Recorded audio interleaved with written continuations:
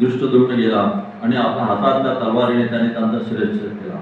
त्याच क्षणी तेजाचा लोळ आकाशात उसळला. आकाशात जमलेल्या ऋषींना द्रोण भेटले. दिव्य दृष्टीच्या संजयाने पाहिले. युधिष्ठिर, कृपा आणि कृष्ण यांच्याखेरीज कुणालाच काही कळले नाही.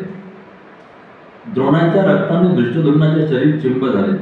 त्याने एका हातात तलवार आणि दुसऱ्या हातात द्रोणाचार्यांचे शिर धरले होते. त्याने रथातून खाली उडी मारली.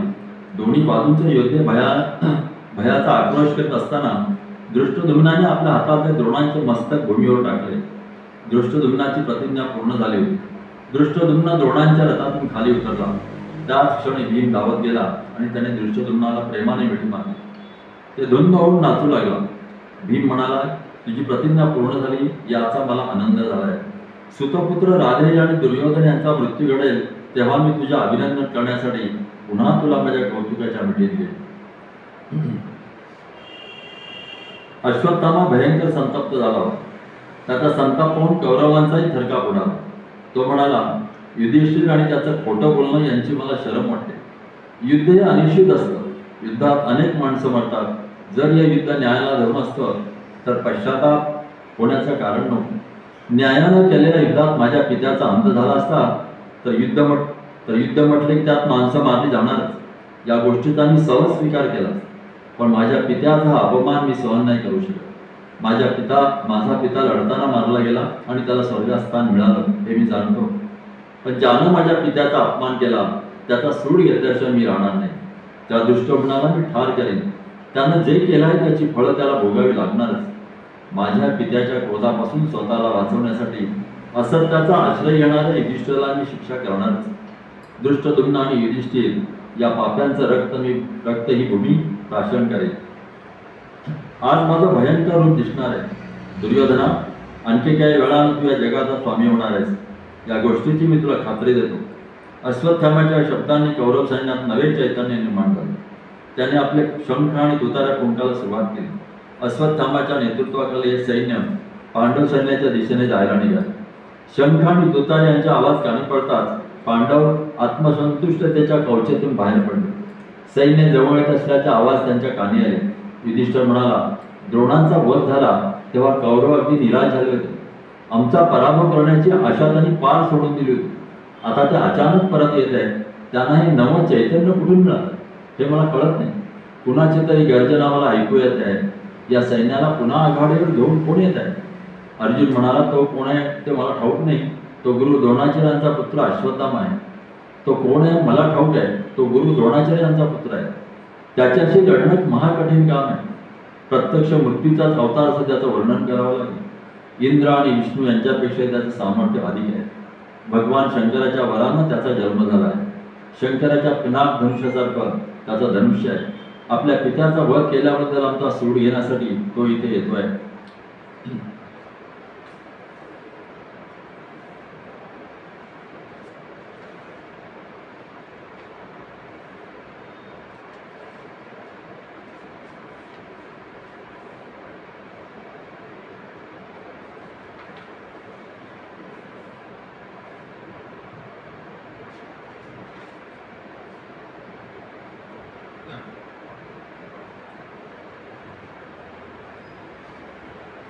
या नव्या धोक्याला तोंड देण्याची तयारी पांडवांनी केली.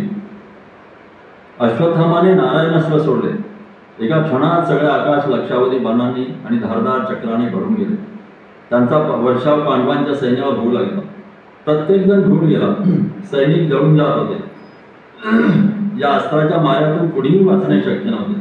हे घडत असलेले युधिष्ठिराने पाहिले आणि तो सर्वांना उद्देशून म्हणाला, मला असं वाटतं की तुम्ही सर्वांनी आता स्वतःचं रक्षण करण्याचा प्रयत्न केला पाहिजे. दृष्टद्युम्ना, तुला जर तुझा जीव प्यारा असेल तर तू इथून पळून जा. तू तुझ्या राज्यात जा. सात्यकी, तू द्वारकेला गेलेच पाहिजे.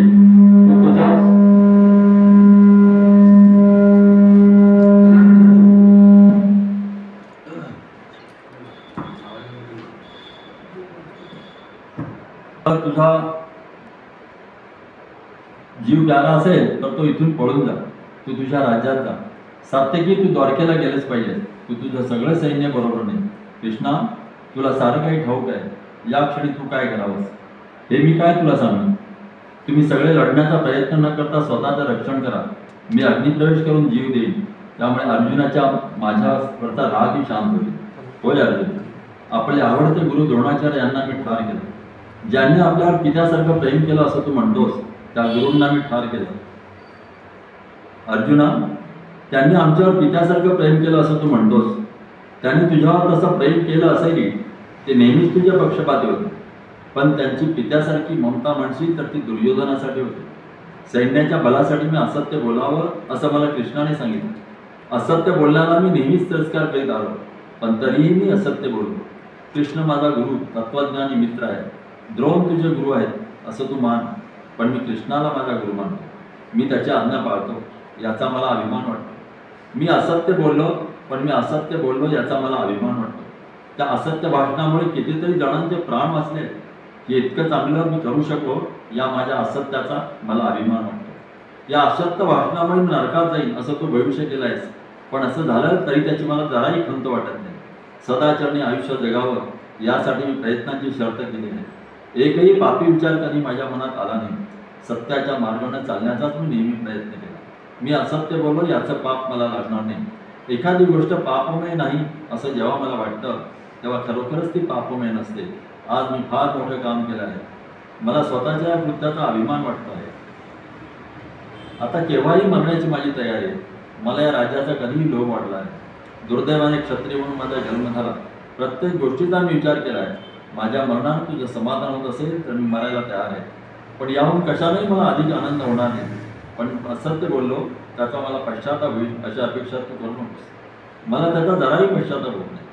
युधिष्ठिराच्या भावपूर्ण बोलल्यानंतर कुणीही बोलू शकत नाही. भीम भावनावर सोडून हुंके देत होता. प्रसंग कठीण आहे असं कृष्णाला वाटलं. तो म्हणाला, मरण किंवा पळून जाणं या विषयावर आपण बोलूया ना. या नारायणास्त्राची मला माहिती आहे. तुम्ही जर आपली शस्त्र खाली ठेवली आणि या अस्त्राला विरोध करण्याचा विचार तुमच्या मनातून काढून टाकला, तर ही अस्त्र तुम्हाला कसलीही इजा न करता तुमच्या डोक्यावरून निघून जाईल. तुम्ही जितका विरोध कराल तितके अस्त्र अधिकाधिक शक्तिमान होत जाईल. माझा सल्ला आहे का, तुम्ही सगळे आपली शस्त्र खाली टाका आणि अस्त्राला साष्टांग नमस्कार द्या. सगळ्या सैन्याने आपली शस्त्र खाली टाकली आणि नारायण अस्त्राच्या शक्तीला आणि तेजाला साष्टांग नमस्कार द्यावा.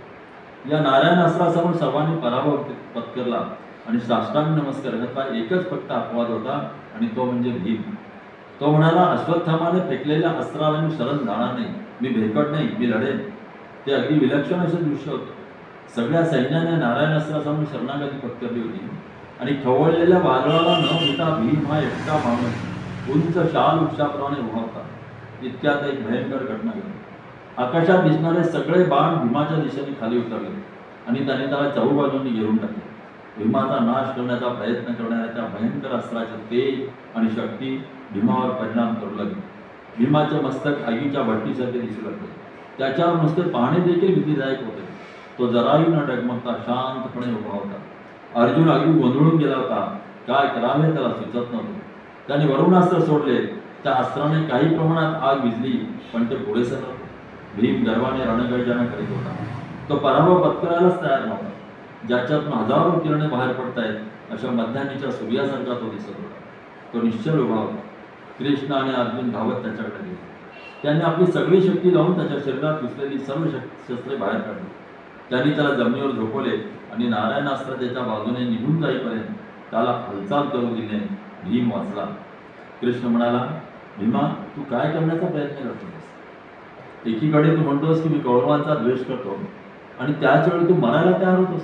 म्हणजे कौरव जगणं असाच त्याचा अर्थ आहे. हा काय वेडेपण आहे? अखेर सगळे संपले. ते महाभयंकर नारायणास्त्र त्यांच्या डोक्यावरून गेले आणि कृष्णाच्या शहाणपणामुळे सर्वनाशापासून त्याची सुटका झाली. ते सर्व घडलेले दुर्योधनाने पाहिले. त्याने अश्वत्थामाला नारायणास्त्र पुन्हा सोड असे सांगितले. अश्वत्थामा हसला आणि म्हणाला, ते आता शक्य नाही. ते अस्त्र फक्त एकदाच सोडता येतं. मी जर ते पुन्हा सोडण्याचा प्रयत्न केला तर ते माझा आणि माझ्या सर्वांचा नाश करेल. दुर्योधना, ते सगळे माझ्या पायाशी आले. याचा अर्थच हा की त्यांनी पराभवाचा स्वीकार केला. क्षत्रियाला मृत्यू आणि पराभव यासारख्याच गोष्टी आहेत. ते सगळे भेकड असल्यामुळे आजपासून त्यांचं आयुष्य शर्मेने भरून गेलेलं असेल. दुर्योधनाला इतके सांत्वन पुरेसे नव्हते. त्यांचा सर्वांचा वध झालेला पाहावा अशी त्याची इच्छा होती. नैतिक आणि आध्यात्मिक मरणाची त्याला मुळीच फिकीर नव्हती. तो अश्वत्थामाला म्हणाला की अस्त्र जर तू पाठवू शकत नसशील तर तुझं दुसरं कुठलं तरी अस्त्र पाठव. तुझ्याकडे अनेक अस्त्र आहेत, मला ते सगळं ठार झालेले पाहिजे. अश्वत्थामाने दृष्टद्युम्नावर हल्ला केला. सिंहाने हत्तीवर मृत्यूची झडपलेला विजय तसा तो हल्ला होता. बराच वेळी लढाई चालली होती. सर्व योद्धे आपापल्या प्रिय सेनापतीला मदत करण्याचा प्रयत्न करीत होते. पण दुःख आणि क्रोध यांनी माथे फिरलेल्या माणसाशी लढण्यात काहीच अर्थ नव्हता. अर्जुन त्याच्याजवळ आला आणि म्हणाला, जो तुझा पराक्रम जगाला दाखवण्याची तुझी इच्छा आहे तो मला पाहू दे. अश्वत्थामा, तुझ्या पराक्रमाविषयी मी खूप ऐकलं आहे. तुझं शहाणपण, तुझा पराक्रम, तुझं शौर्य याविषयी मी ऐकलं आहे. राजा धृतराष्ट्राच्या पुत्रांविषयी तुला वाटणारं प्रेम आणि पांडवांविषयी तुला वाटणारा द्वेष या गोष्टी मला ठाऊक आहेत. तुझी जशी कीर्ती आहे तसा तू सामर्थ्यवान आहेस किंवा नाहीस हे मला पाहायचं आहे. चल ये आणि माझ्यासमोर लढायला उभा राहा. अर्जुनाचे आव्हान अश्वत्थामाने स्वीकारले. अतिशय प्रेक्षणीय असे द्वंद्वयुद्ध होते. दोघेही एकाच गुरुचे शिष्य असल्यामुळे त्यांना लढताना पाहण्यात विशेष गंमत होती. अश्वत्थामा अगदी उतावीळ झाला होता. शक्य तितक्या लवकर त्याला अर्जुनाला ठार करायचे होते. त्याने अर्जुनावर त्याच्या सैन्यावर आधी अन्यस्त्र सोडले. या अस्त्राच्या प्रभावाने पांडवांचे सैन्य जळू लागले. युद्धाच्या नैतिक नियमांना झुगारून लढणाऱ्या माणसाची अर्जुनाला चिड आली. अर्जुनाने ब्रह्मास्त्र सोडले. अन्यस्त्राची शक्ती निष्फळ ठरावी हा त्याचा हेतू होता. त्याच क्षणी दोन्ही अस्त्रांची आक्रमकता कमी झाली आणि थंडगार झोळी वाटू लागली. अश्वत्थामा रणांगणातून निघून गेला. आपले दुःख सोशीत त्याला एकटे राहायचे होते. अश्वत्थामा तिथे एकटा असताना त्याची व्यास मुनीची भेट झाली. त्याने व्यासांना विचारले, मुनिवर्य, माझी अस्त्र का चालली नाही? का ती प्रभावशून्य ठरली? हे कसं घडलं? व्यास म्हणाले, तू नर आणि नारायण यांच्यावरती सोडलीस. या जगाला संकटातून वाचवण्यासाठी त्याने अर्जुन आणि कृष्ण यांच्या रूपाने जन्म घेतला आहे. त्यांचा पराभव करणं किंवा नाश करणं अशक्य आहे. जे अशक्य आहे ते शक्य करण्याचा तुझा प्रयत्न अयशस्वी ठरला. तुझ्या पित्याला स्वर्गात स्थान मिळालं आहे. तुला दुःख करण्याचं काहीच कारण नाही. माझ्या वत्सा घरी जा आणि उद्याचा विचार कर. दिवसाच्या अखेरीस कौरवांनी आपले सैन्य माघारी घेतले. कृतज्ञतेचा सुस्कारा सोडून पांडवही आपल्या शिबिरात गेले. आज रात्री त्यांना झोप घेणं शक्य होणार नाही. सगळ्या सैनिकांच्या मनात हाच चुकाचा विचार येत होता. कौरवांचे सैन्य निराशेत बुडून गेले होते. भीष्म आता नव्हते आणि युद्धाच्या 15व्या दिवशी द्रोणांचाही वध झाला. पांडवांचा हल्ला रोखून धरला होता, पण आता ते नव्हते. हा विचारही दुर्योधनाला सोसला. त्याच्या मनाची स्थिरता पार नष्ट झाली होती. राधेय आणि दुःशासन यांनी त्याला धीर देण्याचा प्रयत्न केला, पण व्यर्थ. अशी ती भयंकर रात्र होती.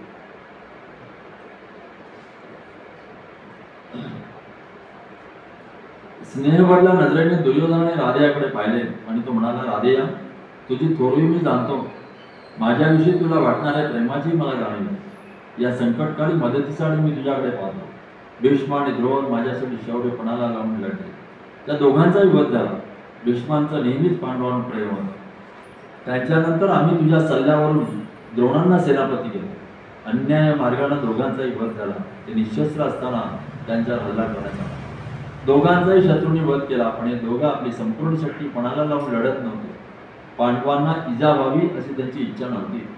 अर्जुनावर द्रोणांचं इतकं प्रेम होतं की ते त्याच्याशी सर्व शक्तीनिशी लढणं शक्यच नव्हतं. पण तू वेगळा आहेस.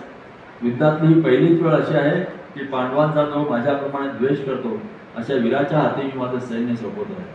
कार्तिकेयानं देवांच्या सैन्याचं नेतृत्व केलं, तसं तो आमचं नेतृत्व करतो. ही मोठी जबाबदारी तू स्वीकारवीस अशी मी तुला नम्रपणे विनंती करतो.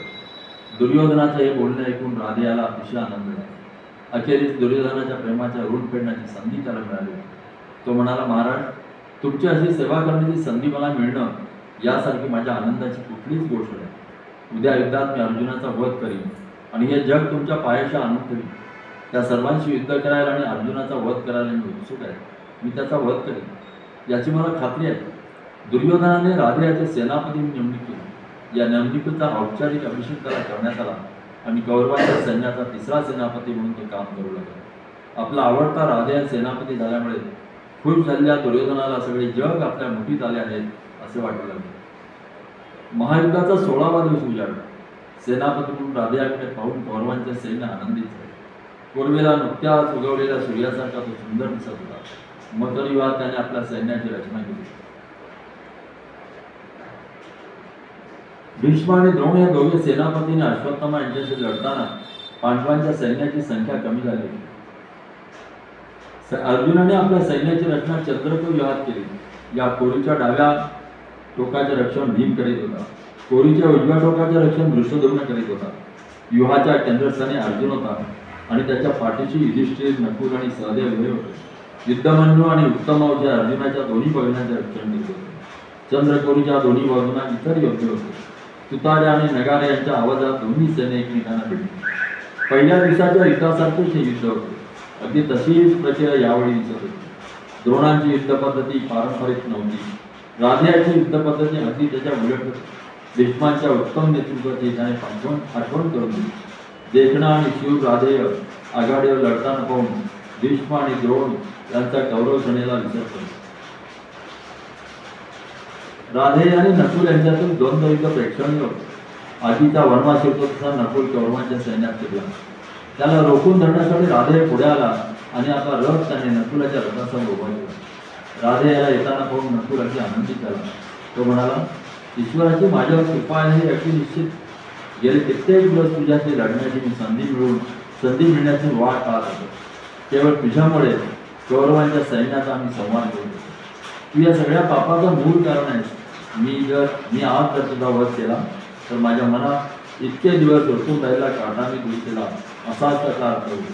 ये आणि माझ्याशी लढ. हे ऐकून राधे आणि मिश्किल हास्य केले. पण तो जो शब्द बोलला ते त्याच्या शब्दाची साक्ष देणारे होते. एका थोर धनुर्धाराने दुसऱ्या थोर धनुर्धाराशी बोलावे तसे ते बोलणे होते. राधे म्हणाला, तू महान योद्धा आहेस. तुझ्याशी लढण्याची संधी मला मिळाली याचा मला आनंद होतो. तुझा जो काय पराक्रम आहे तो आता माझ्याशी लढताना दिसू दे. तुझी सगळी शक्ती पणाला लावून तू माझ्याशी लढ. मी तसाच तुझ्याशी लढेन आणि तुझ्या गर्वावर प्रहार करेन. राधे आणि नकुल यांचे द्वंद्व युद्ध सुरू झाले. प्रारंभीच राधे आणि नकुलाचे धनुष्य होते.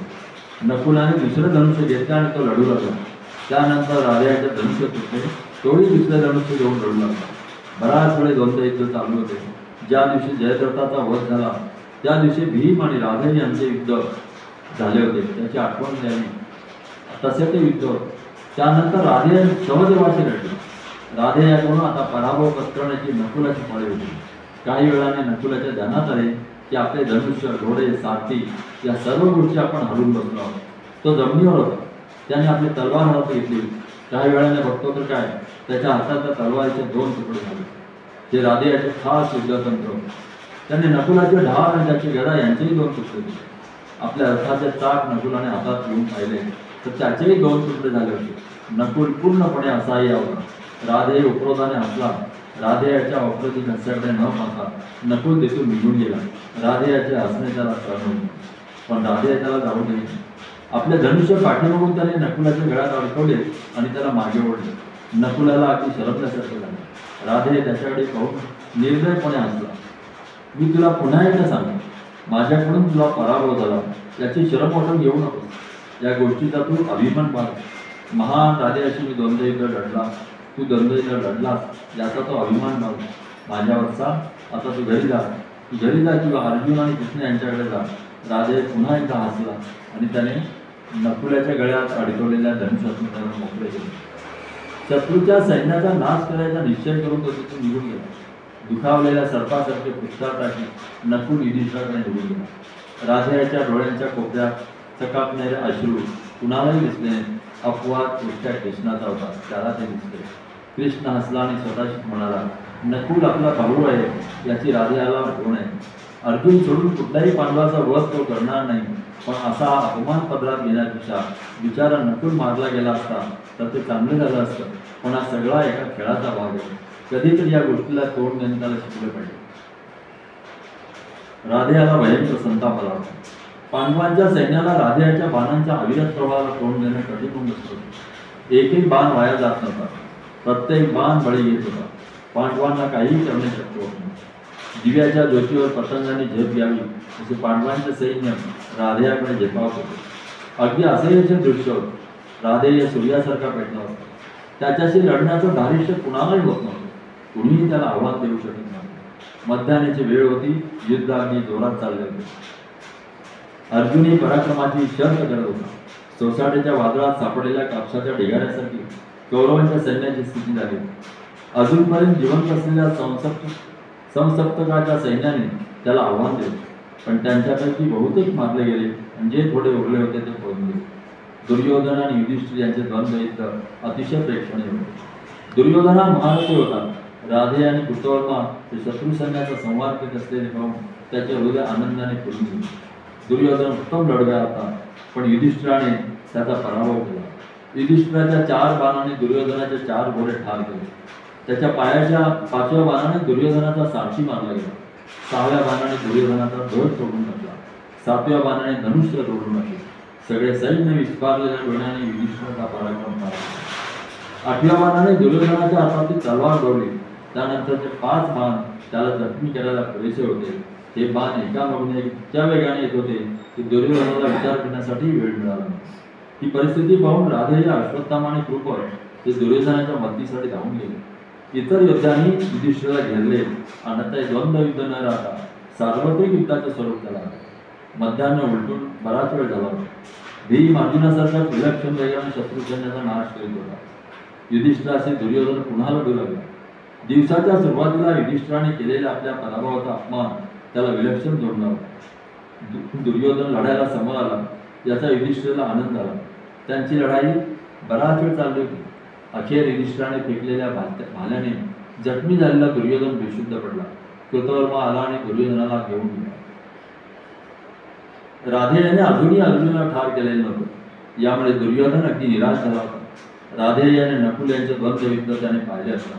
नकुलाचा वध करणे सहज शक्य असूनही राधेने तसे केले नव्हते हेही दुर्योधनाला दिसले असणार. पण राजा दुर्योधन टीकेचा एक शब्दही बोलला नाही. त्याने राधेयावर इतके प्रेम होते की त्याच्याशी कधी तो एक कठोर शब्द बोलला नाही. अर्जुन अजूनही जिवंत आहे या गोष्टीचे दुःख त्याच्या इतकेच राधेयाला पण होत असणार हे त्याला ठाऊक होते. आपापल्या तंबूकडे जाण्यासाठी वळण्यापूर्वी राधेयाने दुर्योधनाच्या हात प्रेमाने आपल्या हातात घेतले आणि तो म्हणाला, अर्जुन हा चांगला योद्धा आहे. तो कुशल आणि बुद्धिमान आहे. त्याचा सारथी त्याला केव्हा काय करायचं हे सांगतो. सारथी कृष्ण याच्या कौशल्यामुळे अर्जुन अजून जिवंत आहे. पण उद्या ज्या गोष्टीची गरज आहे ती मी करीन. राजा दुर्योधना जी गोष्ट करण्याची प्रतिज्ञा केली आहे ती गोष्ट उद्या मी करीन. दुर्योधनाने त्याचे हात प्रेमाने आपल्या हातात घेतले आणि तो म्हणाला, ते मला ठाऊक आहे राधेया, ते मला ठाऊक आहे. सगळे योद्धे रात्री विश्रांतीसाठी परत होते. सगळ्यांचे विचार राधेयाभोवती घोटाळत होते. राधेय दुर्योधनाच्या तंबूत गेला. बरीच रात्र झाली होती. ते दोघेच होते आणि दुसऱ्या दिवशीच्या योजनावर चर्चा करत होते. युद्धात विजय मिळवण्यासाठी दुर्योधन केवळ आपल्यावर अवलंबून हे राधेयाला ठाऊक होते. ते बराच वेळ बोलत बसले. मनात खोलवर राधेय जाणून होता. एकत्र भेटण्याची त्यांची ही अखेरची रात्र होती. राधेय म्हणाला, दुर्योधना, एका गोष्टीविषयीची वस्तुस्थिती मला तुला सांगायची आहे. माझं आणि अर्जुनाचं युद्ध उद्या होणार आहे. ते युद्ध रोखून देणं कुणालाही शक्य होणार नाही. एक तर मी अर्जुनाचा वध करून विजय होईल किंवा अर्जुन माझा वध करील. यापैकी एक गोष्ट झाल्याशिवाय मी परत येणार नाही. राजा दुर्योधना, आता मी आणि अर्जुन यांच्या गुणांविषयी मला तुला सांगायचं आहे. मी अर्जुनापेक्षा फार वरचढ आहे. कृपा म्हणतात त्याप्रमाणे मला घनिष्ठ बडबड करायची नाही, पण मला वस्तुस्थितीच फक्त सांगायचं आहे. आम्हा दोघांकडे दिव्य अस्त्र आहे, पण दैवी कृपा आणि सामर्थ्य या दोन्ही बाबतीत मी अर्जुनाला वरचढ आहे. मला हे ठाऊक आहे. माझ्याकडे विजय नावाचं धनुष्य आहे. मला ते भार्गवांनी दिलं आहे. अर्जुनाच्या गांडीव धनुष्याहूनही ते श्रेष्ठ आहे. माझं विजय हे धनुष्य विश्वकर्माने इंद्रासाठी निर्माण केलं होतं. इंद्राने ते मला दिले. या बाबतीत मी अर्जुनाला वरचढ आहे. उद्या मी अर्जुनाचा वध करेन आणि सगळं जग तुझ्या प्रिय चरणाचे आणून ठेवीन. असं मी केलं की माझा प्रिय राजाच्या प्रेमाचं ऋण मी फेडलं असं होईल. आता अर्जुन माझ्यावर श्रेष्ठ काय आहे हे मी तुला सांगतो. त्याचं धनुष्य दिव्य आहे. त्याचं टणत्कार कधी थकत नाही. अर्जुनाचा रथ हे दिव्य आहे. त्याचे घोडे दिव्य आहे आणि त्याच्या ध्वजावर महान हनुमानाची प्रतिष्ठापना केलेली आहे. या विश्वाचा रक्षण करता कृष्ण त्याच्या रथाचा सारथी आहे. या 3 गोष्टींमुळे तो श्रेष्ठ योद्धा झाला आहे. मी अर्जुनावर श्रेष्ठ आहे, पण माझ्याकडे चांगला सारथी नाही. शल्य जर माझा सारथी झाला तर युद्ध मी जिंकेन याची मला खात्री आहे. शल्य कृष्णासारखाच महान सारथी आहे. खरं सांगायचं तर शल्य कृष्णाहून श्रेष्ठ आहे. युद्धात जशी मला तशी सारथी म्हणून शल्याला तुलना नाही. कृष्ण अश्वहृदय जाणतो, पण शल्य त्या कलेतला श्रेष्ठ आहे. शल्य जर माझा साथी झाला तर उद्याच्या युद्धात मी अर्जुनाचा वध करेन याची खात्री बाळ. मलाही या गोष्टीची खात्री आहे, पण होकार घेण्यासाठी शल्याचं मन वळवणे ते तुझ्या हाती आहे. ही गोष्ट सोपी नाही. पण दुर्योधना, एखाद्याचं मन वळवण्याची शक्ती तुझ्याकडे आहे. तुला जे हवं ते तू कोणाकडूनही करून घेऊ शकतोस. राजा दुर्योधना, तुला ती दिलेली आहे. राधे आणि मधुर स्मित केला आणि दुर्योधनाने प्रेमाने त्याला आलिंगन दिले. त्या दोघांनी एकत्र घालवली अशी ती शेवटची रात्र होती. दुर्योधनाला ठाऊक नव्हते, पण राधेला ठाऊक होते की उद्या त्याची भेट मरणाशी व्हायची. तो त्यासाठी तयार होता. दुर्योधन म्हणाला, राधेया, मी हे करीन. माझ्यासाठी त्याने हे करावं म्हणून मी त्याचं मन वळवीन. तो मला नकार देणार नाही. आता तू जा आणि निश्चिंतपणे विश्रांती घे. उद्या कठीण दिवस तुझ्या वाट्याला येणार. राधे तंबूबाहेर रेंगाळत राहिले. त्याचे हृदय तेजेत गुंतून राहिले. तंबूच्या प्रवेशापाशी तो उभा राहिला आणि त्याने मागे वळून दुर्योधनाकडे पाहिलं. दुर्योधन सुद्धा त्याच्याकडेच पाहत होता. राधे मागे वळला. त्याने पुन्हा एकदा दुर्योधनाकडे पाहिले आणि त्याला दृढ आलिंगन दिले. आपल्या मित्राच्या प्रेमाने दुर्योधन अगदी भारावून गेला. निरोप घेताना त्या दोघांच्या डोळ्यातून अश्रू वाहू लागले. राधेही आपल्या बिछाण्यावर पडला. त्याने झोपण्याचा प्रयत्न केला, पण पेटत्या कोळशांसारखा त्याच्या डोळ्यात झोप उडून येणार. त्याचे हृदय जोराने धडधडत. उद्या त्याला मृत्यू येणार.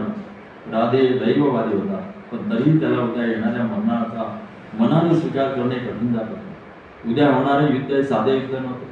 उद्या त्याला आपल्या भावाबरोबर जोडायचे होते आणि त्याला ठार मारण्यासाठी प्रयत्नांची शर्त करायची होती. सगळ्या गोष्टी जर नेहमीसारख्याच राहिल्या तर त्याला अर्जुनाचा वध करण्याची चांगली संधी लागणार होती. राधेयाने कटुस्मित केले. राधेयाला आपल्या दोन्ही मातांची आठवण झाली. राधेयाला आठवलं की त्याच्या आई राधा, हिला त्याचा अभिमान होता. त्याला कुंतीची आठवण झाली. तिचा कोमल स्पर्श, तिचे गोड उदास डोळे त्याला आठवले. तिच्या सहवासातले काही क्षण त्याला आठवले आणि त्याने आपले डोळे पुसले. ते निरर्थक होते. त्याच्या मनात गर्दी करणारे विचार तो घालवू शकला नाही. ते सारखे त्याचे लक्ष वेधून घेत होते. तो भार्गवांच्या आश्रमात असताना त्याची मांडी फोडून त्याला जखमी करणारा भुंगा त्याला आठवला. त्या जखमेची खूण अजून तिथे होती. त्याच्या परिणामांची खूण अजूनही त्याच्या मनात होती. जेव्हा अत्यंत जरुरी असेल तेव्हा तुला दिव्य मंत्रांचं विस्मरण होईल असे त्याचे गुरु त्याला म्हणाले होते. त्याची त्याला आठवण झाली.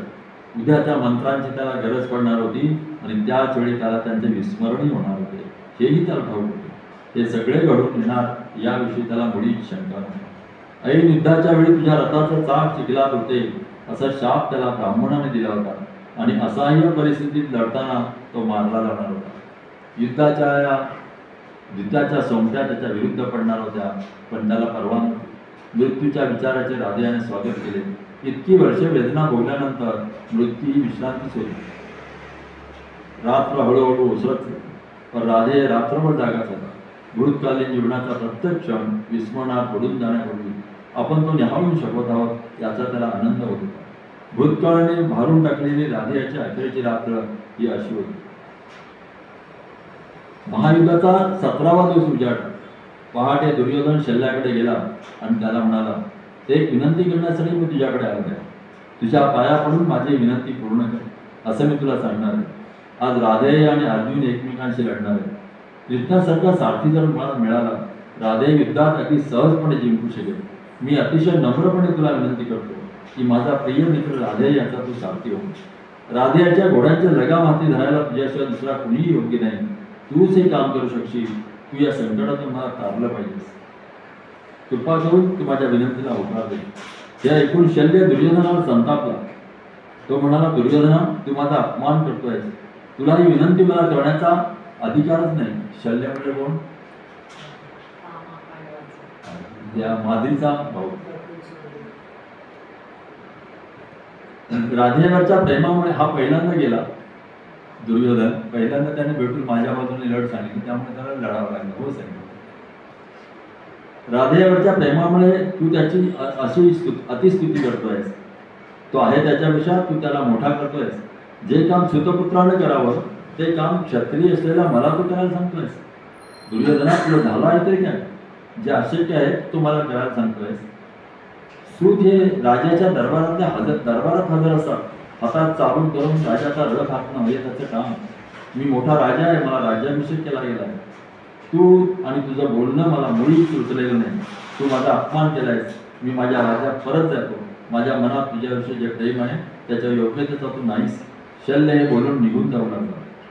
दुर्योधनाने त्याला थांबवले आणि त्याच्यासमोर हात जोडून आणि अश्रूवाल्या डोळ्याने तो उभा राहिला. दुर्योधन शल्याला म्हणाला, हे राजा, तू माझ्यावर चिडावंस हे योग्य नाही. मी तुझा अपमान केलेला नाही. राधे तुझ्याहून श्रेष्ठ आहे असंही मी म्हटलेलं नाही. तू आणि तुझा मोठेपणा मी जाणू नये. हे प्रिय राजा, तू कृष्णापेक्षा दुपटीने श्रेष्ठ आहेस. माझ्यासाठी आणि राधेयासाठी तू इतकं केलंच पाहिजेस.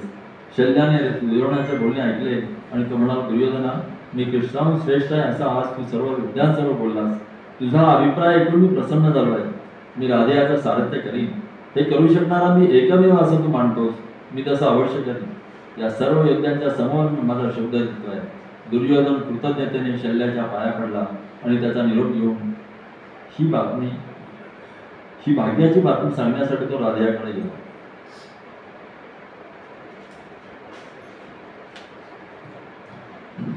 शल्याने दुर्योधनाला आलिंगन दिले आणि तो म्हणाला, माझं तुझ्यावर अतिशय प्रेम आहे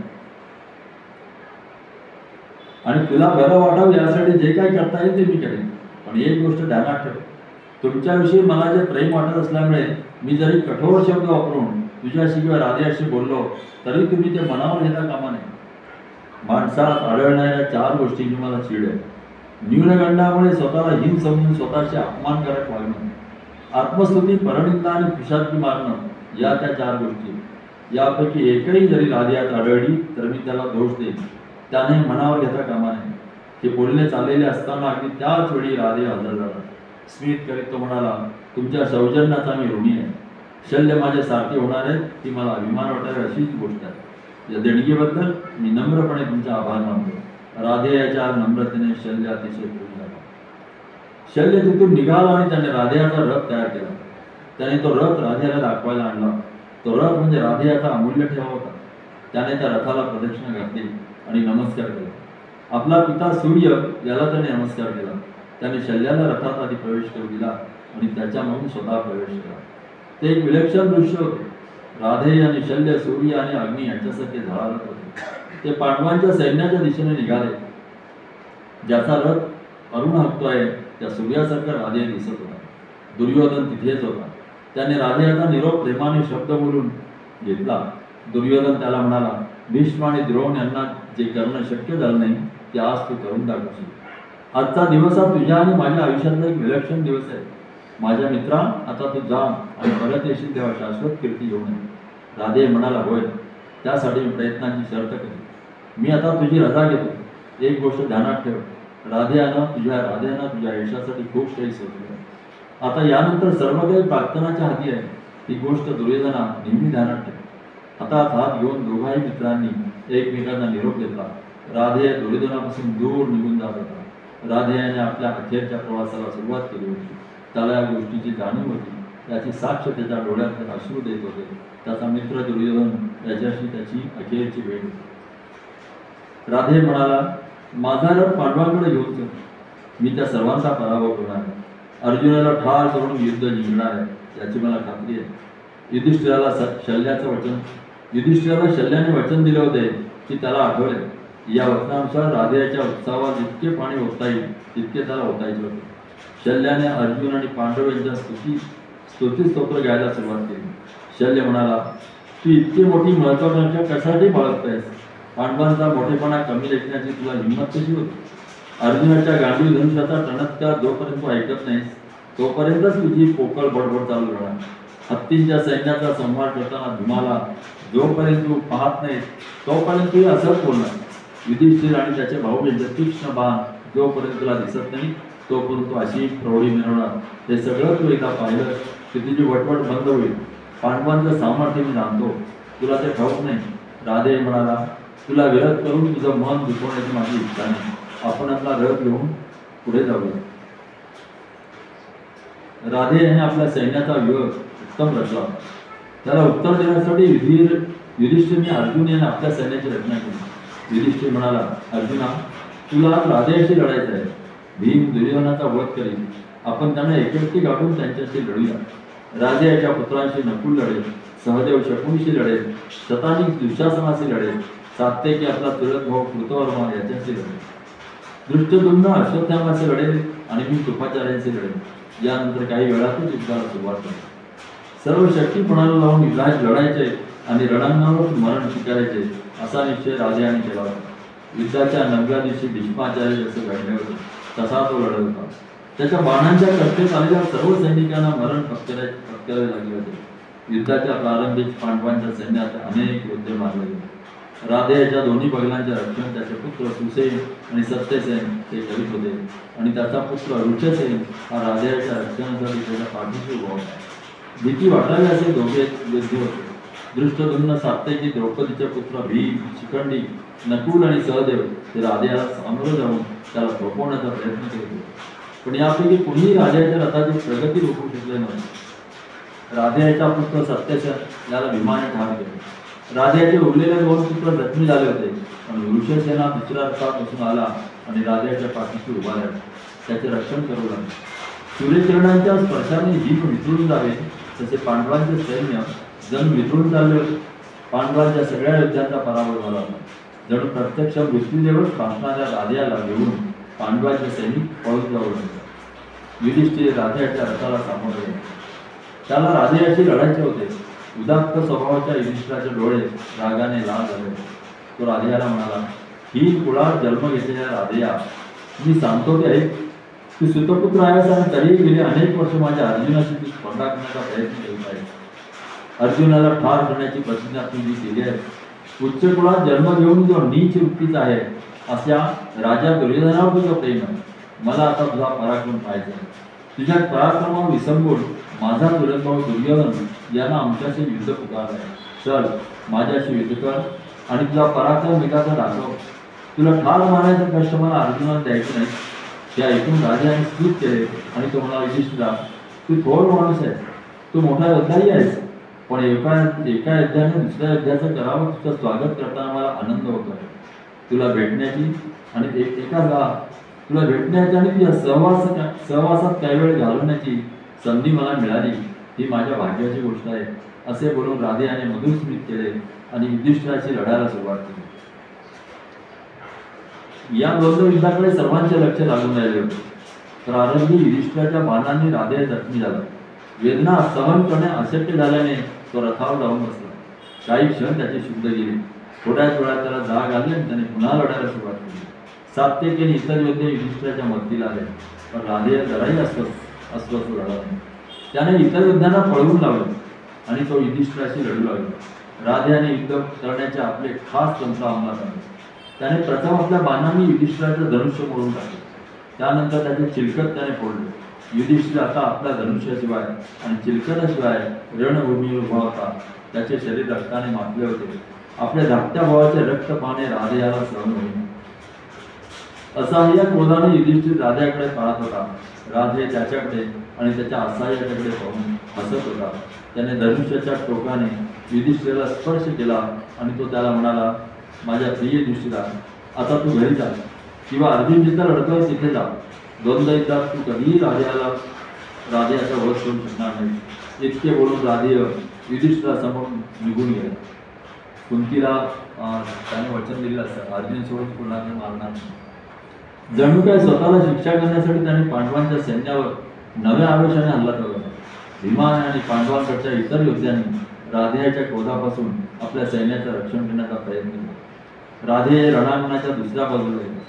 संतापाने पेटून उठलेला भीम त्याच्या मागून गेला. राधेयाने युधिष्ठिराचा फार मोठा अपमान केला. भीमाला येताना पाहून शल्य म्हणाला, राधेया, भीमाकडे पहा, ते तुझ्यावर संतापला आहे. त्याचा चेहरा इतका शुद्ध मी यापूर्वी कधीही पाहिला नव्हता. अभिमन्यूचा आणि त्यानंतर त्याचा पुत्र घटोत्कच याच्या वधानंतर मी त्याला पाहिला. तेव्हाही तो आता दिसतोय तसा क्रुद्ध दिसला नव्हता. आज तो मृत्यूदेवासारखा दिसतोय. इतका क्रुद्ध तो का झाला हे मला कळत नाही. ते ऐकून राधे म्हणाला, तू म्हणतोस ते अगदी बरोबर आहे. काही वेळापूर्वी त्याचा थोरला भाऊ युधिष्ठिर त्याचा अपमान केला म्हणून तो संतापलाय. पांडव आपल्या वडील भावाला देवासारखे म्हणतात. हे तुला ठाऊक नाही का? धाकटे भाऊ सर्वात मोठ्या पांडवाला आपलं प्रेम आणि भक्ती देतात. आपल्या मोठ्या भावासाठी ते मरणी पत्करायला तयार असतात. मी भीमाशी लढेन. भीम राधेयावरती चालून गेला. बराच वेळ त्यांचे युद्ध झाले. क्रुद्ध भीमाने राधेयाला बेशुद्ध केले. आपला भाऊ युधिष्ठिराला अपमान करत बोलल्यामुळे भीमाला त्याची जीभ कापायची होती. शल्याला हे मुळीच आवडले नाही. तो भीमाला म्हणाला, भीमा, अविचाराने वागू नकोस. हे वागणं थांबव. तू जे करण्याचा प्रयत्न करतोयस ते अयोग्य आहे. राधेयानं तुझ्या भावाचा अपमान केला म्हणून तू त्याच्याशी लढून त्याचा पराभव केलास, हे पुढे आहे. आता तू परत जाऊ शकतोस. त्याचा वध करण्याचं काम हे अर्जुनाचं आहे. राधेयाचा वध करण्याची प्रतिज्ञा अर्जुनाने केली आहे. ती प्रतिज्ञा पूर्ण करण्याचा प्रयत्न अर्जुनाने केला पाहिजे. आता तो इथून निघून जाऊ शकतो. शल्याचे बोलणे भीमाला पटले. तो राधेयाच्या समोरून निघून गेला. राधेयाला बेशुद्धीतून जाग आली. त्याला भीमाशी पुन्हा लढायचे होते. दुर्योधनाला हे कळले आणि त्याने राधेयाच्या मदतीला आपल्या काही भावांना पाठवले. भीमाने आपले लक्ष प्रथम त्यांच्यावर केंद्रित केले. त्याने अनेकांना ठार केले. त्याने इतके बळी घेतले की खुद्द त्यालाही संख्यात आठवेना. राधेय आणि त्याच्या सैनिक भीमावर चाल करून गेले. पांडवांच्या बाजूचे इतर योद्धे भीमाच्या मदतीला धावून गेले. पुन्हा एकदा युद्धाला सार्वत्रिक स्वरूप होते. अश्वत्थामा अर्जुनाजवळ आला. त्याला अर्जुनाशी लढायचे होते. या गोष्टीला अर्जुनाने होकार दिला. त्यांचे द्वंद्व युद्ध सुरू झाले. काही वेळातच अश्वत्थामाने अर्जुनाच्या रथाला बाणाने ओढून टाकले. या बाणांच्या वेड्यामुळे अर्जुन, त्याचा सारथी आणि त्याचा रथ यापैकी काहीच दिसेना. कृष्ण अर्जुनावर रागावला. तो अर्जुनाला म्हणाला, तुझं हृदय अजूनही तुझा गुरु आणि त्याचा पुत्र यांच्या प्रेमात गुंतलेलंच आहे. अजूनपर्यंत मी जे तुला शिकवलं ते व्यर्थ गेलं. या दोघांविषयी तुला वाटणारं खुळं प्रेम हे माझ्या शब्दाहून अधिक मोठं आहे असं तुला वाटतं का? हे दोघं समोर दिसले की तुझे हात चापडले विसरतात. त्यांना पाहून तुझी बोटं सुन्न होतात. आपल्या गांडूळ धनुष्याला काही काळ तू विश्रांती घ्यायला लावतोस. अश्वत्थामाने केलेल्या हल्ल्याचं तुला कौतुक वाटतं. तुझे असं वागणं मला मुळीच आवडत नाही. अगदी चुकीच्या वेळी तू आपल्या पराक्रमाला आवर घालतोयस. हे दोघं समोर दिसले की तुझं असंच वागणं सुरू होतं. अत्यंत महत्वाच्या क्षणी तुला आपल्या कर्तव्याचा विसर पडतो. कृष्णाचे उपरोधाचे बोलणे अर्जुनाला सहन झाले नाही. तो खऱ्या क्रोधाने लढू लागला. त्याने आपल्या भोवती पडलेला बाणांचा वेढा आधी दूर केला. त्याने अश्वत्थामाचा पराभव केला. अश्वत्थामाचे घोडे त्याला घेऊन रणांगणापासून दूर गेले.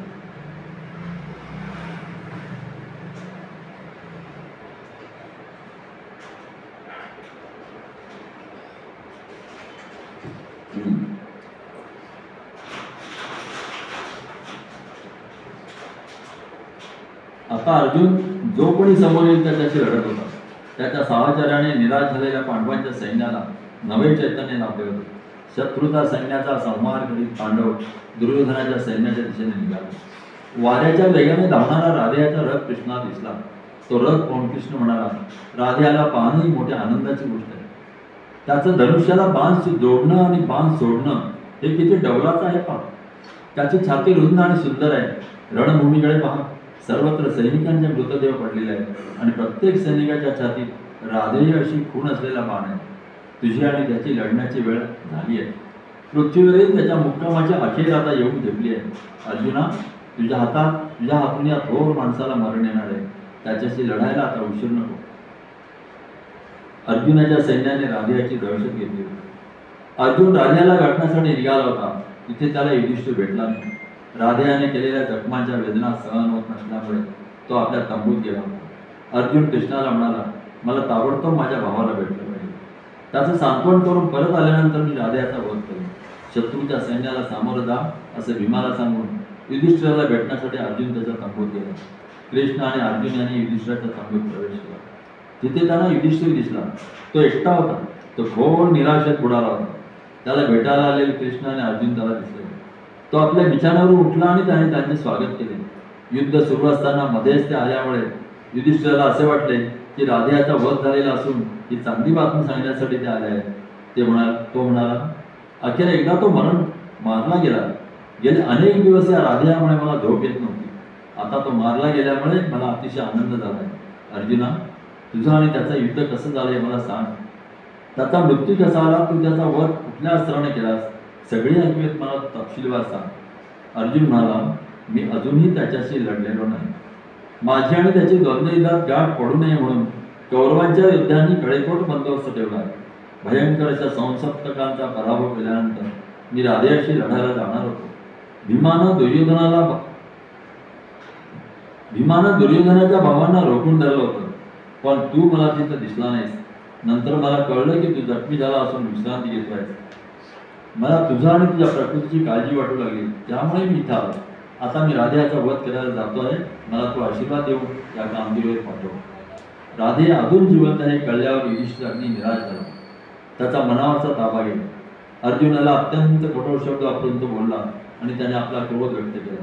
तो म्हणाला, तुझं गांडीव धनुष्य तू मला देऊन टाक, ते फक्त तुझ्या हातांचा अलंकार आहे. मी जातो आणि राधेयाला ठार करतो. हे ऐकून अर्जुन संतापला.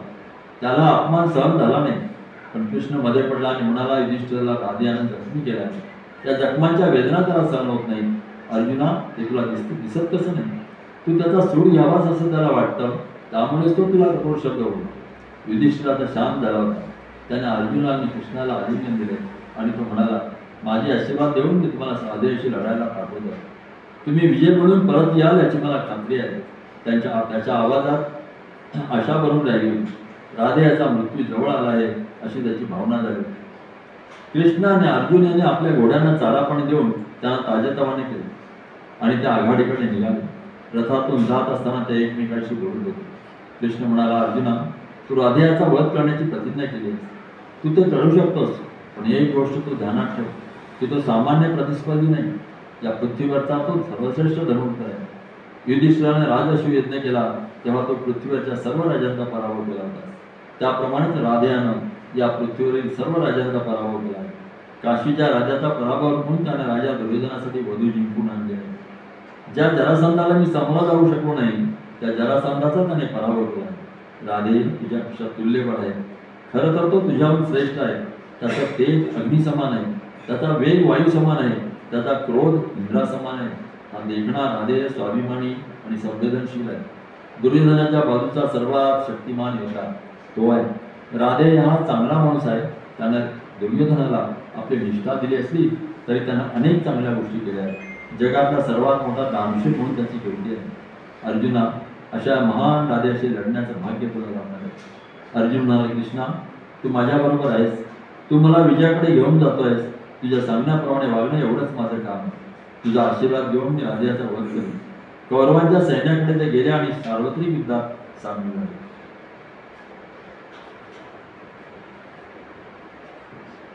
अर्जुन कृष्णाला म्हणाला, कृष्णा, मला तर राधेयाकडे घेऊन चल. तू माझा सारथी आहेस तसा शल्य राधेयाचा सारथी आहे. हातात लगाम घेतलेला शल्य तेजस्वी दिसतो. राधे हुंडा आहे. मला राधेयाला भेटलंच पाहिजे. मला त्याच्याकडे लवकर घेऊन चल. ठीक आहे म्हणत कृष्णाने आपल्या रथाचे घोडे राधेयाच्या दिशेने वळवले. शल्याने अर्जुनाचा रथ निश्चित ठरवून आपल्याकडे येताना पाहिला. शल्याने राधेयाशी उत्तराच्या बोलणे आता थांबवले होते. उलट स्वतःचा मित्र दुर्योधन याच्यासाठी प्राणपणाला लावून लढणाऱ्या राधेयाविषयी त्याचे मन आदराने भरून गेले होते. राधेयाच्या पूर्वीची त्याला जाणीव झाली होती. तो म्हणाला, राधेया, अर्जुनाचा वध करण्याची तू केलेली प्रतिज्ञा खरी करून दाखवण्याची वेळ आता आली आहे. श्रेष्ठ योद्धा आहेस. अशा महान वीराचा सारथी होण्याची संधी तुला मला मिळाली याचा मला अभिमान वाटतो. अर्जुनाला पाहून आमचं सैन्य चारी दिशांना उधळलं गेलं आहे. राधेया, तुझे भाऊ सामर्थ्यवान आहेत. युद्धकलेत तू प्रवीण आहेस. एकेकाळी तू दुर्योधन आपल्या मित्रासाठी पृथ्वी जिंकली होतीस याची मला आठवण आहे. अर्जुनाचा वध करून ती ही गोष्ट पुन्हा करू शकतेस. शल्याचे बोलणे ऐकून कृतज्ञतेच्या शत्रूंनी राधेयाचे डोळे भरून आले. कृतज्ञतेच्या अश्रूने राधेयाचे डोळे भरून आले. तो शल्याला म्हणाला, माझी अशी प्रशंसा करून तू मला जगातला सर्वात सुखी माणूस केला आहेस. तुझी प्रशंसा माझा मोठा सन्मान आहे. तुझ्या अपेक्षांना जागण्याचे आम्ही प्रयत्न करू. अर्जुनाचे महत्त्व मी जाणतो, पण तरीही आज मी त्याचा वध करण्याची आशा बाळगली नाही. मला लवकर त्याच्याकडे घेऊन चल. मी आता थांबू शकत नाही. भीम आणि दुःशासन यांच्या द्वंद्व युद्ध सुरू झाले. पाहण्याला भीती वाटावी असे ते युद्ध होते. त्या दोघांनी एकमेकांना बाणाने भिडून टाकले.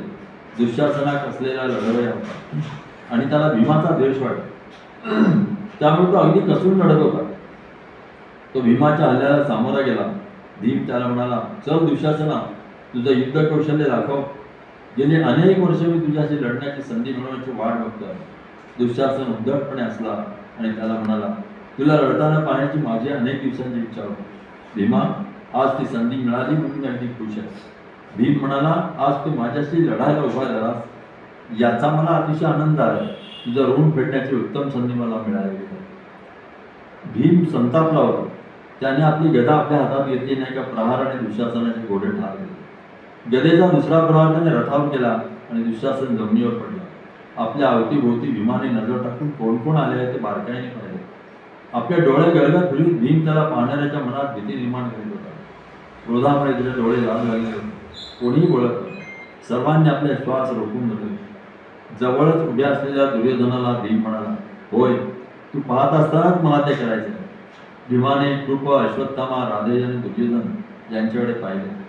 तो निर्दयपणे हसला आणि सिंह हत्तीला पकडतो तसा त्याने दुःशासनाची मानगूट पकडली. तो दुःशासनाला म्हणाला, तुला सगळं आठवतं बघ, जिची आठवण तू ठेवायला पाहिजेस तीच गोष्ट तू कशी विसरलास. तुझी छाती फोडून मी तुझं रक्त पिणार आहे. मला कोण थांबवतो आणि कोण तुझं रक्षण करायला येतो ते मला पाहायचं. भीमाने आजूबाजूच्या लोकांकडे पाहिले. तो म्हणाला, दुर्योधना, 18 दिवसांपूर्वी तू उडूक नामक कोल्ह्यामार्फत निरोप पाठवला होतास. तू म्हणाला होतास, भीमा, दुःशासनाचा रक्त पिण्याची प्रतिज्ञा तू केली होती. तुला शक्य असेल तर पी. खाण्यासाठी मांसही पूर्ण तुला शक्य होईल. तू माझ्या भावाचं हृदय कसं मोडतोस ते मला पाहायचं आहे. असा निरोप तू मला पाठवला होतास. त्याचं उत्तर आता मी तुला देणार आहे. तुझ्या भावाची छाती मी फोडताना आता तू पहा आणि त्याचं रक्त पितानाही तू मला पहा. तुला असं सांगितलं गेलं होतं की तू आपल्या भावाची असाही आता त्याच्या डोळ्यात पाहशील आणि तू काहीही करू शकणार नाहीस. दुर्योधना, पहा, मी तुझ्या भावाला त्याची मानगूट पकडून आता घेऊन आलोय. ससाण्याच्या चोचीतल्या चिमणीसारखा दिसणाऱ्या तुझ्या भावाकडे तू पहा. तू त्याच्या डोळ्यांकडे पहा. माझं रक्षण कर असे डोळे तुला सांगत आहेत. तुला जमत असेल तर तसा प्रयत्न करून पहा. ते दृश्य भयंकर होतं. कुणी हलत नव्हता. अर्धांगवाईचा झटका आल्यागत प्रत्येक जण आपापल्या जागेला खेळून बसला. भीमाने दुःशासनाला जमिनीवर फेकले आणि त्याच्या मानगुटीवर पाय ठेवून तो उभा राहिला. त्याने दुःशासनाचा उजवा हात त्याच्या शरीरातून उकळून टाकला.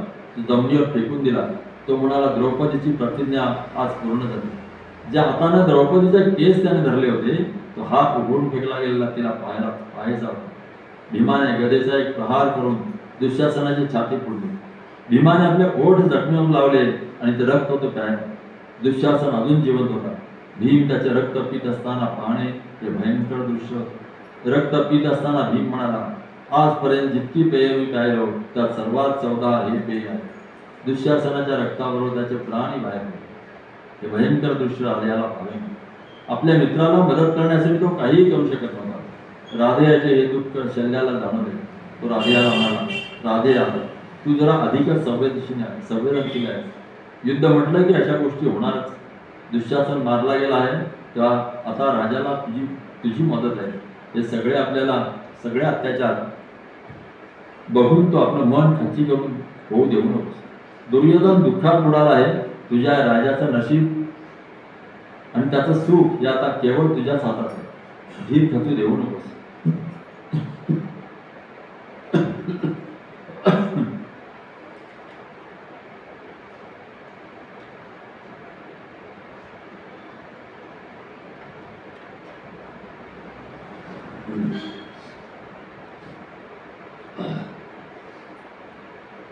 धीर खचू देऊ नकोस.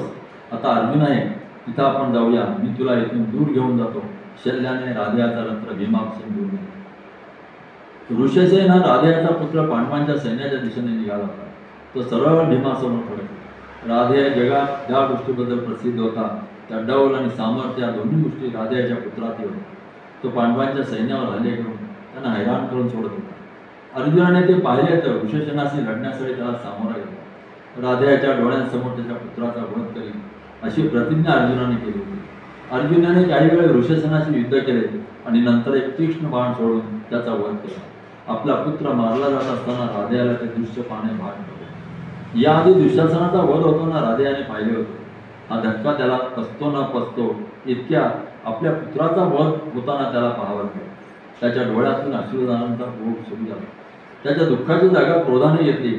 अर्जुनाशी लढण्यास राधेय उत्सुक होता. आपला रथ शक्य तितक्या लवकर अर्जुनाकडे ने असे त्याने शल्याला सांगितले. राधेयाचा रथ अर्जुनाच्या रथाच्या बरोबर समोर जाऊन उभा राहिला. ते दोघेही महान योद्धे, महान धर्मधर होते. समोर त्याला ठार करायचा निश्चय करून ते लढायला उभे राहिले. राधेयाने अर्जुनाला त्याचे लढण्याचे आव्हान दिले. युद्धाला प्रारंभ होण्यापूर्वी राधेयाने स्मित केले आणि तो शल्याला म्हणाला, आज मी जिंकणारच, पण समज मी जर मारला गेलो तर तू काय करशील? शल्याचे डोळे ओले झाले.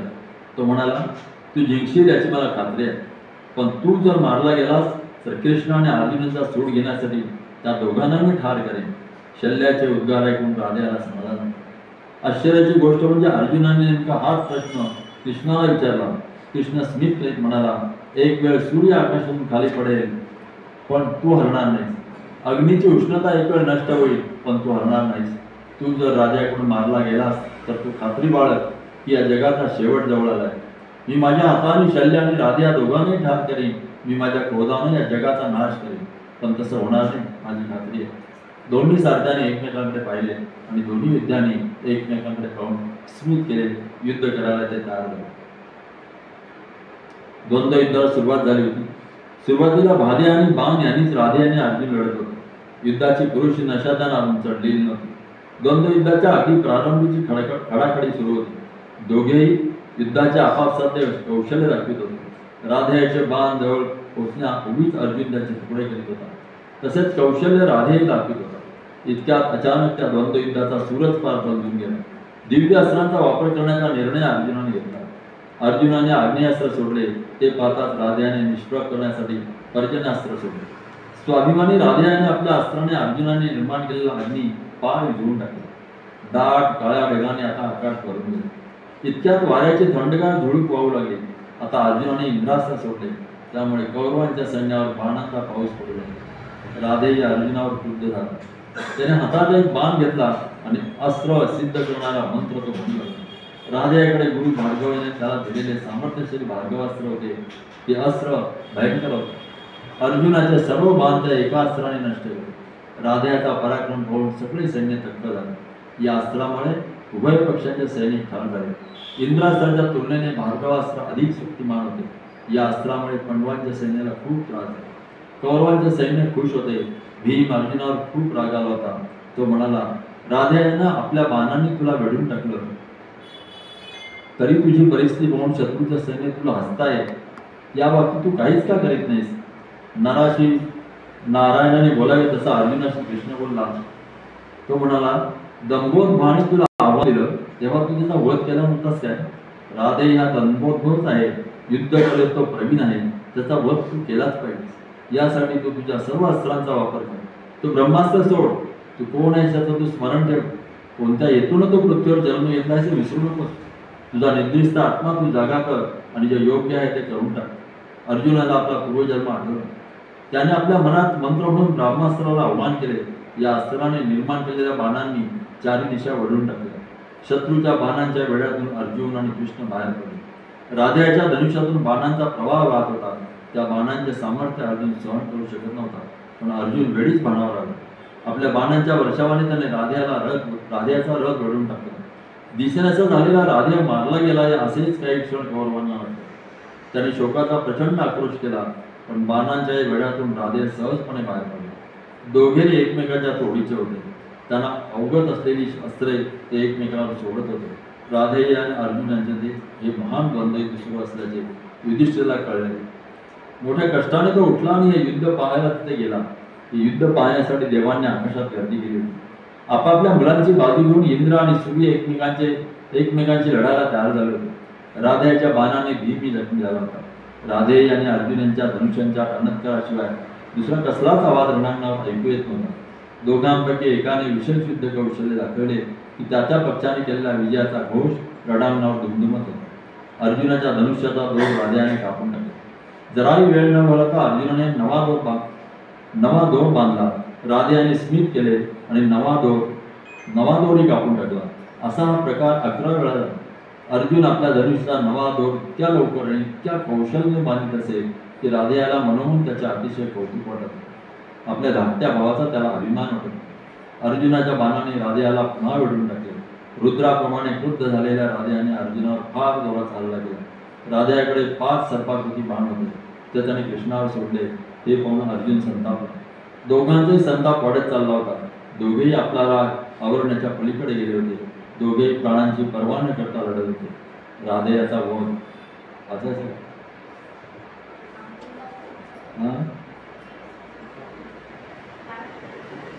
राधेचा वध आहे. 7-8 पान आहे.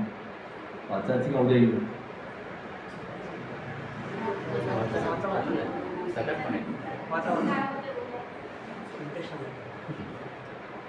अर्जुन करीत असलेल्या बाणांचा वर्षा पाहून राधे संतापून उठला. राधेयाच्या भोवती असलेल्या सैन्यावर अर्जुने बाण सोडत होता. राधेयाच्या रथचक्रांचं संरक्षण या बाणांना घेऊन पळून जाऊ लागलं. हे सगळे पळून गेल्यामुळे राधे रणांगणावर आता एकटा उरला होता. या पळकुट्या सैनिकांवर दुर्योधन संतापला होता. त्यांनी परत आघाडीला यावे म्हणून दुर्योधनाने प्रयत्नांची शर्त केली, परंतु अर्जुनाच्या भयंकर बाणांना तोंड देण्याची कुणाचीच हिंमत नव्हती.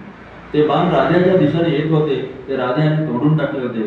अर्जुना निश्चित ठार करूच येईल असा एक दिव्य अस्त्र सोडण्याचा राधेयाने निर्णय घेतला. राधेयाने भयंकर अशा नागशास्त्राला आव्हान केले. हे अस्त्र नागास्त्र म्हणजे त्याच्याकडचा अमोल ठेवा होता.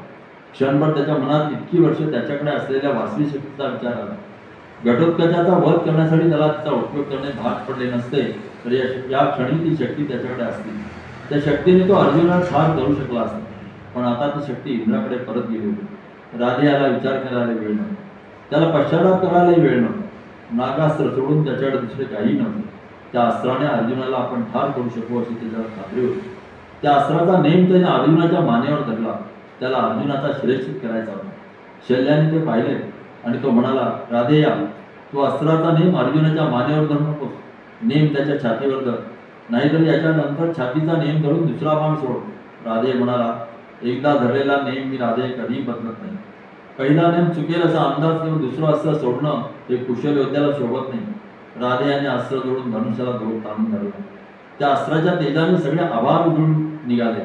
राधे म्हणाला, अर्जुना, तू मरण्यापूर्वी सगळं जग एकदा डोळ्याने भरून पाहून या पृथ्वीवरील तुझ्या मुक्कामाचा अखेरचा क्षण आहे. विजेसारखे लखलखत आणि आग ओकीत ते अस्त्र अर्जुनाकडे निघाले. सगळे सैन्य श्वास रोखूनचं दृश्य पाहत होते. आता अर्जुन काही वाचत नाही असेच पांडवांना वाटले. इतक्यात असे काही घडले की राधेयाच्या सर्व योजना पार गोंधळून जाव्या. सारथ्य करणाऱ्या कृष्णाने अर्जुनाच्या रथाच्या घोड्यांना वेग दिला. त्या घोड्यांनी जमिनीवर गुडघे टेकून बसकन मारले. अर्जुनाचा रथ अचानक तिरका झाला. अर्जुनाच्या मानेचा अस्त्राने धरलेला नेम हुकला. अर्जुनाच्या मुकुटावर ते आदळले आणि तो सुंदर मुकुट जमिनीवर पडला. तो मुकुट इंद्राने अर्जुनाच्या मस्तकावर ठेवला होता. तो मुकुट खास अर्जुनासाठी स्वर्गातल्या कारागिरांनी बनवलेला होता. 1000 रत्नांनी तो मुकुट सजवलेला होता. त्या मुकुटामुळे किरीटी या नावाने अर्जुन ओळखला जातो. नागास्त्राच्या प्रहाराने तो मुकुट जमिनीवर पडला.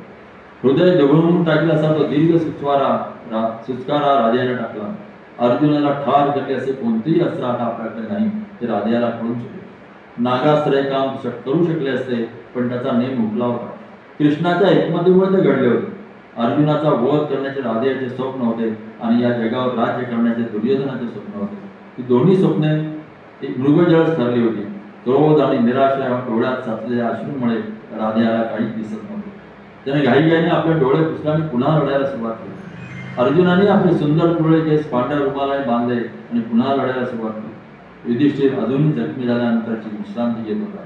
अर्जुनाला तो जवळजवळ मुकलाच होता, पण कृष्ण तिथे असल्यामुळे तसे झाले नाही.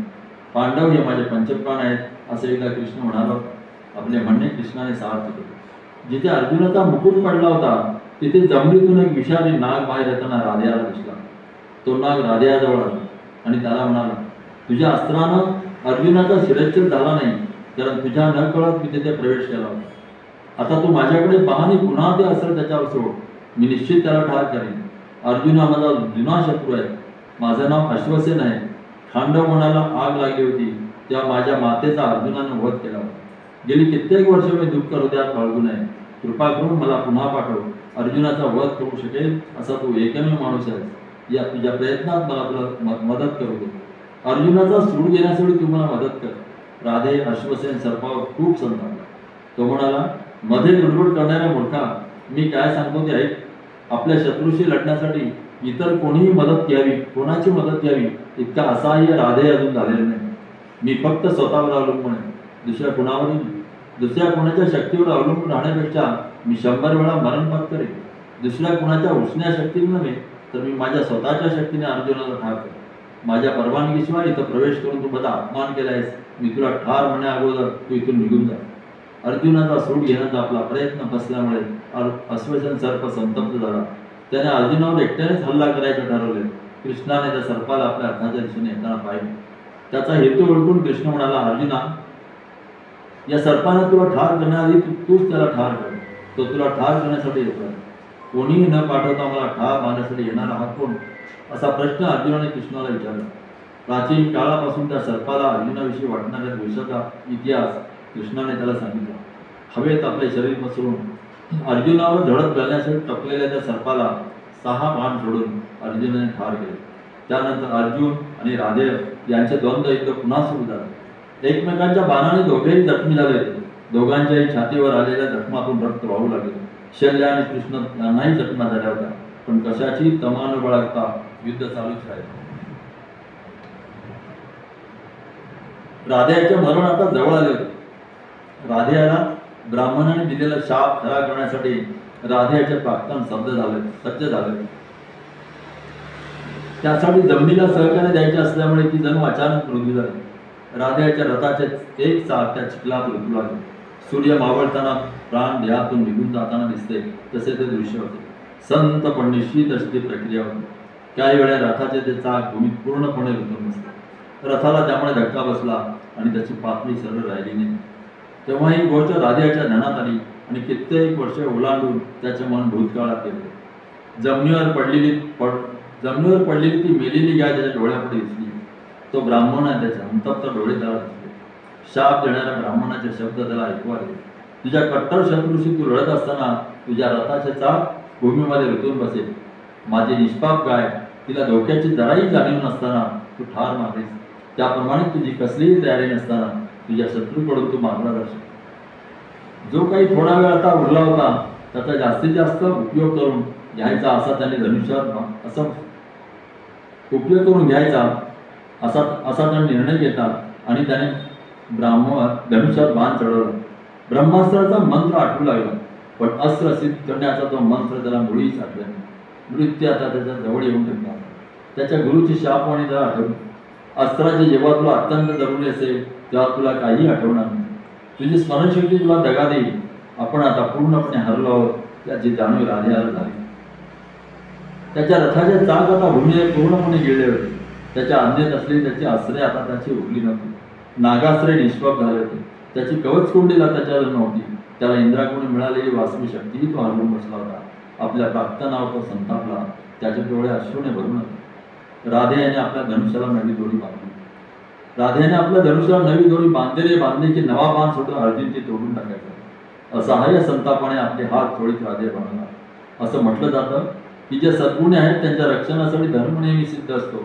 मी आजवर धर्माचं पालन शर्तीने केलं आहे. मला असं वाटतं की धर्म हा स्वच्छंदी स्त्रीसारखा आहे. जे तिच्यावर प्रेम करतात त्यांना तो काही करायला देत नाही. या जगात धर्म नावाची गोष्ट म्हणजे अस्तित्वाचं नाही. अर्जुनाचे तीक्ष्ण बाण राधेयाला जखमी करीत होते, पण त्याचे मन अलिप्त होऊन ते सर्व पाहत होते. अर्जुनाने राधेयावर इंद्रास्त्र सोडले. राधेयाने आपली सगळी इच्छाशक्ती एकवटून ब्रह्मास्त्र सिद्ध केले आणि तो अर्जुनावर सोडले. राधेयाच्या डाव्या बाजूचे रथचक्र भूमीने आता पार गिळून टाकले होते.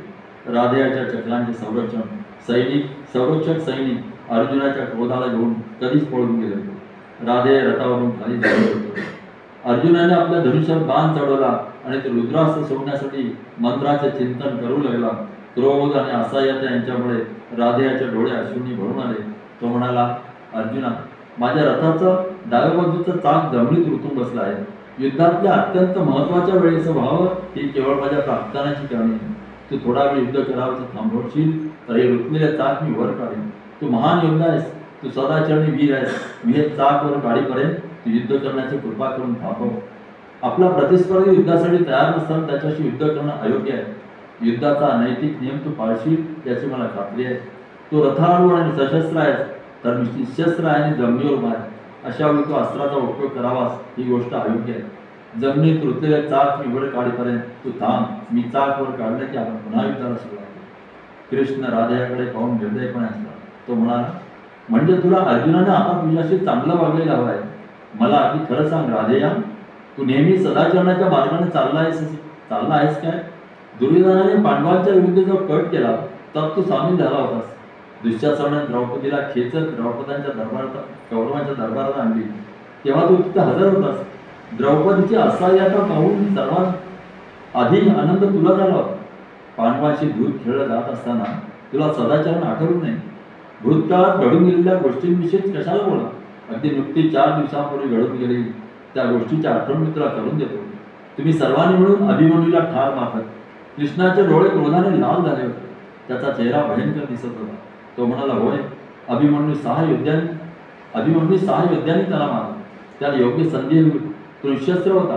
त्याने आपल्या रथाचं चाक हातात घेतलं आणि आपल्याशी एकट्याने लढायला या असं आव्हान दिलं तुम्हाला. यावेळी तुम्हाला युद्धाचे नीती नियम आठवले नाही. अभिमन्यूला कल्पना नसताना त्याच्या पाठीमागून त्याचं धनुष्य कोणी तोडलं.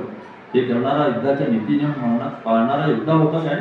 युद्धाचे नीती नियम तुम्ही जुळवले असताना आता त्या अर्जुनाने पाळावेत अशी अपेक्षा करण्याची तुमची हिंमतच कशी होती. कृष्णाचे ओठ संतापाने थरथरत होते. अर्जुनाच्या बाणापेक्षा कृष्णाच्या शब्दांनी राधे अधिक जखमी झाला. कृष्ण बोलतो आहे सत्य आहे याची जाणीव राधेला झाली. त्याने आपली मान खाली घातली आणि तो आपल्या रथाचे रुतलेले चाक वर काढायचा प्रयत्न करू लागला. आता शस्त्रे खाली ठेवून मरण स्वीकारण्याची वेळ आली होती. रुतलेले रथाचे चाक त्याने तसेच सोडले आणि लढायला सुरुवात केली. लढत असताना राधे मध्येच रथाचे रुतलेले चाक बाहेर काढायचा प्रयत्न करीत असे, पण पुन्हा तो लढायला सुरुवात केली. देवांच्याही डोळ्यात हे पाहून अश्रू उभे राहावे असे ते दृश्य होते. अशा भयंकर परिस्थितीत असलेल्या राधेकडे पाहत नव्हते. कुणीही त्याला मदत करू शकत नव्हता. त्याच्यावर अर्जुनाच्या बाणांचा वर्षाव होत असल्यामुळे कुणी त्याच्या जवळ जात नव्हता. प्रत्येक जण भयंकर परिस्थिती पाहून सुन्न झाला होता. शल्यही राधेला मदत करू शकत नव्हता, कारण त्याला रथाचे घोडे उधळू नये म्हणून सांभाळायचे होते. हे घोडे अर्जुनाच्या बाणांनी जखमी झाले होते. अर्जुनाला ठार करण्यासाठी एक शक्तिशाली बाण राधेने सोडला. त्या बाणाचा भयंकर परिणाम झाला. त्या बाणाचा आघात अर्जुनाच्या छातीवर होऊन तो मूर्छित पडला. पांडवांना वाटले की अर्जुन ठार झाला. अर्जुनाच्या हातातले गांडीव धनुष्य गळून पडले होते. अर्जुन ठार मारला गेला आहे असे वाटून कौरव अगदी खुश होऊन गेले होते. ते आता विजयाच्या घोषणा करणार इतक्या अर्जुन सिद्धीवर आला. त्याने धनुष्यावर बाण जोडला आणि राधेच्या रथावरचा ध्वज खाली पाडला. आकाशातून इंद्रधनुष्य पडावे तसा तो जमिनीवर पडलेला ध्वज दिसत होता. त्या ध्वजाबरोबरच राधेला प्रिय असलेले त्याचे नाव, त्याची कीर्ती हे सगळे जणू जमिनीवर पडले. राधेचा ध्वज जमिनीवर पडलेला पाहून कौरवांचे हृदय जणू दुभांगले. राधेचा हा ध्वज त्याच्या रक्ताने भिजला होता. राधेने जमिनीत रुतलेल्या रथाचा चाक बाहेर काढण्याचा पुन्हा एकदा प्रयत्न केला, पण त्याचा हा प्रयत्न यशस्वी झाला नाही. त्याने आशा सोडली, पण तरीही तो प्रयत्न करीतच होता. तो आता दोन्ही हाताने रथाचे रुतलेले चाक धरून वर ओढण्याचा प्रयत्न करीत असताना त्याच्या रक्तवाहिन्या टरारून चापकाच्या वादीसारख्या झाल्या. त्याचा चेहरा घामाने ओला झाला होता. त्याच्या कपाळाच्या उंचवट्यातून रक्त गळत होते. मरण जवळ आल्याचे अश्रू त्याच्या डोळ्यातून ओघळत होते. कृष्ण म्हणाला, अर्जुना, आता वेळ घालवू नकोस. तो आता राधेला तो आपल्या रथाकडे जाण्यापूर्वी ठार. विजयासारखा एक बाण अर्जुनाने आपल्या हातात घेतला. अर्जुनाच्या रथाचा तो बाण पाहून कौरवांचे धैर्य फार खचून गेले. अस्त्र सिद्ध करण्याचा मंत्र जपून अर्जुनाने तो बाण धनुष्यावर चढवला. धनुष्याची दोरी आकर्ण ओढून काढली. अर्जुनाने बाण सोडला. तो बाण हवेतून जात असताना आकाश त्याच्या प्रकाशाने उजळून निघाले होते. यावेळी राधे खाली वाकून रुतलेले रथाचे चाक बाहेर काढण्याचा व्यर्थ प्रयत्न करीत होता. अर्जुनाने सोडलेला बाण राधेच्या जवळ येत होता. राधेने त्याच्याकडे येत असलेला तो बाण पाहिला. तुच्छतेचे स्मित करीत राधे त्या बाणाकडे पाहत असताना त्या बाणाने राधेचे मस्तक भरावेळ केले. सूर्य अचानक उतरावा तसे कौरवांच्या महान सेनापतीचे मस्तक जमिनीवर पडले. त्याच्या देखण्या चेहऱ्यावर अर्जुन अजूनही स्मित होते. रथाचे चाक वर काढण्याचा प्रयत्न करीत असताना त्याचा खालचा ओठ त्याच्या दातात सापडला होता. राधेच्या देहातून प्रकाश बाहेर पडला आणि तो आकाशाच्या दिशेने निघून गेला. हा प्रकाश काही लोकांना दिसला. तो प्रकाश इतक्या संतपणे चालला होता की इतके वर्ष त्याला आश्रय देणारे राधेचे देखणी शरीर सोडून जायची जणू त्याची इच्छा नव्हती.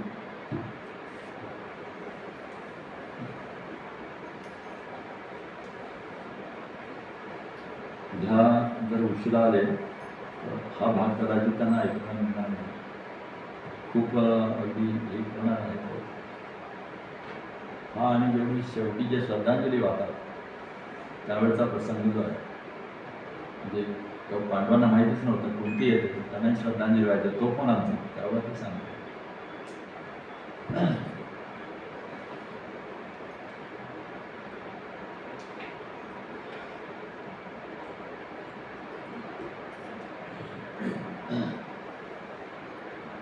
आता विश्वात्मके देवे येणे भाग्यज्ञे दोषावे दोषोनी मज द्यावे बसायल दानने जे कळांची व्यंकटी सांडो तया सत्कर्मी रती वाढो भूता परस्परे पडो मैत्र जीवांचे दुरितांचे तिमिर जाओ विश्व स्वधर्म सूर्ये पाओ जो देवांची होते लावो प्राणी जात वर्षत सकळ मंडळी ईश्वर निष्ठांची मांदियाळी अनवरत भूमंडळी भेट तू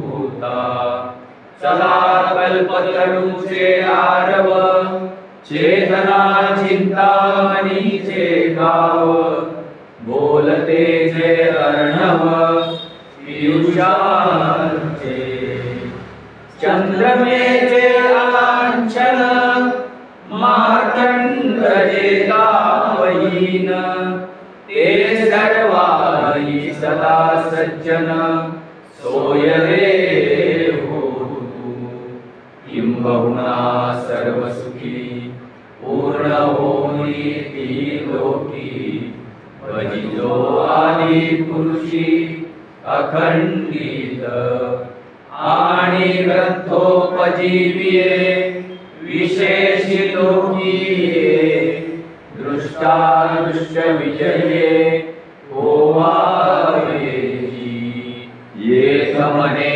श्री विश्वेश्वराहो आहोईल दान पसाहो येणे वरे ज्ञान देवो सुखिया झाला सुखिया झाला सुखिया झाला ओम शांती शांती शांती